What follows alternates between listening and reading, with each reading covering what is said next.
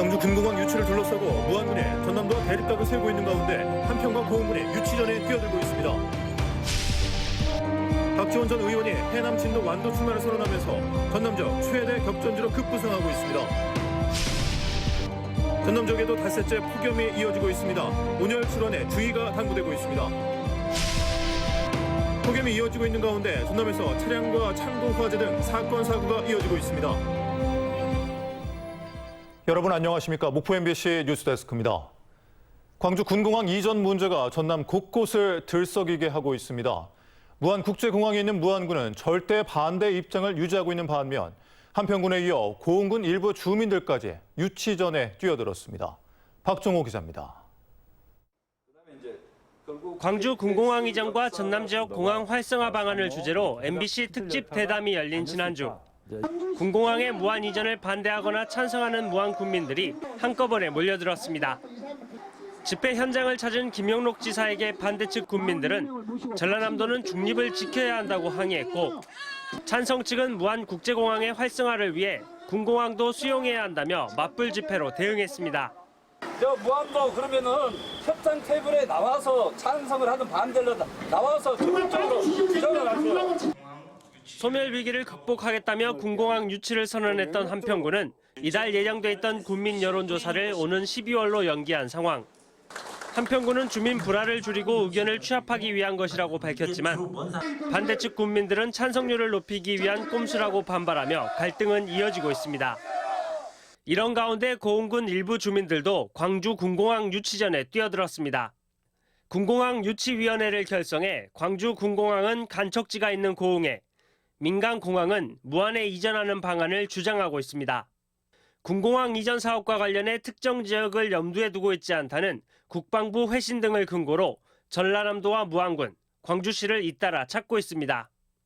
매년 한 1000여 명이 지금 800명에서 1000명 정도가 감소를 하기 때문에 그 젊은 인구 재규모 유입이 가능하기 때문에 그 첫째가 그거이고. 광주 전남의 해묵은 과제인 군공항 이전 문제. 잇따라 통과된 군공항 특별법과 시행령도 이전 지역에 대한 지원 대책이 담기지 않으면서 전남 각 지역의 목소리도 계속 엇갈리고 있습니다. MBC 뉴스 박종호입니다. 이런 가운데 전라남도는 무안국제공항에 광주 군공항과 민간공항을 통합 이전에 활성화를 추진하겠다는 방침을 고수하고 있습니다. 소음 피해가 과장됐다며 군공항 관련 사실 바로잡기 등에 나서는 한편 미니 신도시 건설 약속 등을 쏟아내고 있습니다. 김진선 기자입니다. 지난 2007년 개항한 무안국제공항. 무안-광주 고속도로 개통과 함께 지역 발전을 이끌 것으로 큰 기대를 모았습니다. 여러분, 무안국제공항은 광주 전남 발전의 새로운 이정표가 될 것입니다. 인천, 김해공항과 함께 대한민국 항공물류의 위상을 더욱 높이게 될 것입니다. 무안국제공항은 지난 2019년 이용객 89만 명을 돌파할 만큼 성장했지만 코로나19 이후 4만 명대로 급감했고, 광주 민간공항과의 조건 없는 통합 약속도 사실상 파기되면서 침체가 이어지고 있습니다. 전라남도는 광주 군공항을 수용함으로써 군공항과 민간공항을 무안국제공항으로 통합 이전하는 것만이 해법이라고 보고 있습니다. 이대로 이렇게 무안국제공항이 활성화가 안 되고 침체가 된다 하면은 단순히 공항만의 문제는 아니게 되는 거고, 우리 선언권 발전, 관광이랄지 또 기업 유치에도 큰 장애 요인이 될 수 있다. 한편 군공항 이전 반대의 가장 큰 이유로 꼽히는 소음 피해가 실제보다 과장됐다는 등 군공항 이전 바로 알기에 적극 나서고 있는 전라남도. AI 농생명밸리 조성과 함께 2만 명 규모의 미니 신도시 건설 등 무안군에 잇따라 유인책을 내놓으며 대화를 요청하고 있습니다. 또 협상 테이블에 나와서 할 이야기 했으면은 이렇게 하시고, 이렇게 하면 도지사는 무안 국민들 편만 들 것입니다. 제가 어떻게 광주시 편을 들겠습니까?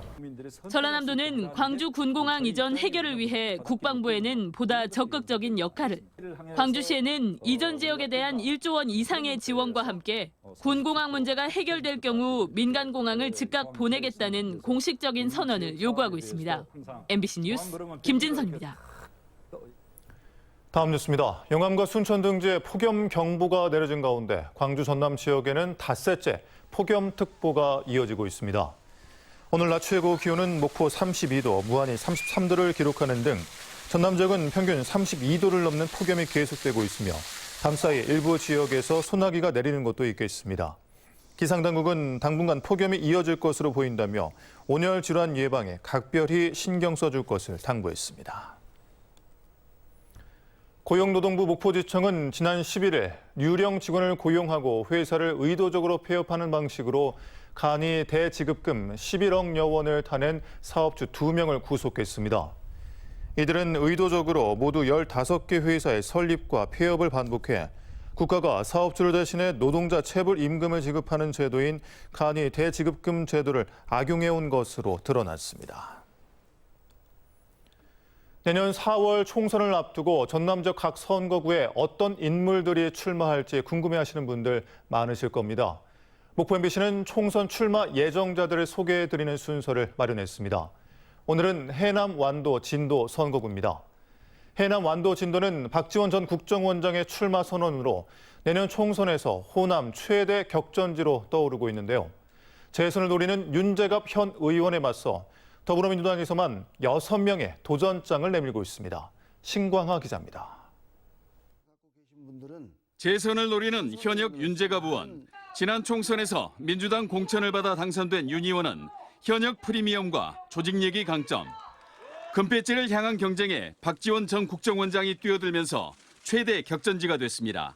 여기에 김병구 변호사, 윤광국 전 한국감정원 호남본부장, 이영호 전 국회의원, 장환석 전 행정관, 정의찬 이재명 대표 특별보좌관 등이 도전장을 내고 바닥 민심을 다져왔습니다. 진도가 고향인 사선의 박 전 원장은 야권 역할론을 출마 배경으로 내세우고 있습니다. 박 전 원장의 중량감과 파괴력을 고려하면 내년 총선의 최대 변수지만 목포에서 선거구를 옮기는 상황이라 만만치는 않다는 평가입니다. 국민의힘에서는 조웅 지역당협위원장이 도전장을 낼 전망입니다. 지역 정가에서는 후보군이 다양해지면서 지역별 선거 구도가 판세를 좌우할 것으로 전망하고 있습니다. 선거인 수로 보면 해남군 인구가 압도적이어서 해남 출신이 유리한 상황. 하지만 민주당 출마 예정자 7명 가운데 5명이 해남이어서 완도 군민의 선택이 변수라는 분석도 있습니다. 여기에 지방선거 공천 후폭풍, 전남에서 민주당 지지율 하락, 경선 과정에서 후보 간 이합 집산도 관건입니다. 또 민주당 비대위의 공천 기준 설정 등 개혁 공천이 후보자 선택에 영향을 미칠 것으로 보입니다. MBC 뉴스 신광하입니다. 김은경 더불어민주당 혁신위원장의 전현직 다선 의원의 퇴진론을 요구하는 것을 두고 일부 호남 중진들이 반발하고 있습니다. 박지원 전 국정원장은 나만큼 정권에 투쟁하고 당에 헌신한 사람이 있느냐며 불쾌감을 내비쳤고 육선 국회의원인 천정배 전 의원도 중앙 정치권이 광주 다선 정치인 물갈이만 되풀이한 탓에 큰 정치인 배출을 막는 것은 아닌지 짚어봐야 한다며 꼬집었습니다. 40여일 동안 5억 원을 모은 역사정의 시민 모금액 1차분을 피해자들에게 직접 전달하는 행사가 열렸습니다. 피해자들은 국민들에게 감사 인사를 전하며 윤석열 정부와 일본 정부를 상대로 끝까지 싸우겠다고 강조했습니다. 송정근 기자입니다. 일제 강제동원 피해자인 양금덕 할머니에게 꽃다발과 함께 그동안 시민들이 한 푼 두 푼 모은 역사정의 시민 모금액 1억 원이 전달됩니다. 그동안 몸이 편찮아 기자회견 등에 참석하지 못했던 양금덕 할머니 얼굴에는 모처럼 웃음꽃이 피었고 국민들에게 감사의 인사를 전했습니다. 날개가 있으면 날아갈 것 같습니다. 모든 여러분들이 우리나라를 위해서 모든 우리 힘으로 이렇게 해치고 나가신 것이 참 거룩하고. 지난 6월 말 시작된 시민 모금은 40여일 만에 5억 4천여만 원이 모였고 이 가운데 1차분을 양금덕 할머니 등 생존자 2명과 유족 2명에게 각각 1억 원씩 전달했습니다. 전달식에 함께 참여한 피해자 가족들은 정부의 제3자 변제안과 법원에 낸 공탁금을 철회할 것을 강조했고 미쓰비시와 일본 정부의 사죄와 배상도 촉구했습니다. 일본에서 피해자들을 돕고 있는 다카하시 선생도 전달식에 참여해 십시일반 거둔 성금을 전달했습니다. 私も解決するまで三菱に対して日本政府に対していろんな要請行動をしますし、企業行動はこれからも続けていきます。いいじゃん。いいじゃん。いいじゃん。いいじゃん。 현재 대법원 확정 판정을 받은 15명의 원고 가운데 11명은 정부의 제3자 변제안을 받아들였고 양금덕 할머니와 이춘식 할아버지 등 4명은 제3자 변제안을 거부하고 있는 상황입니다. 이런 가운데 정부는 법원에 공탁금을 내겠다고 했다가 법원 공탁관으로부터 퇴짜를 맞기도 했고 일본 전범기업의 한국 내 자산을 강제 매각하는 소송은 1년 4개월째 대법원에 계류 중에 있습니다.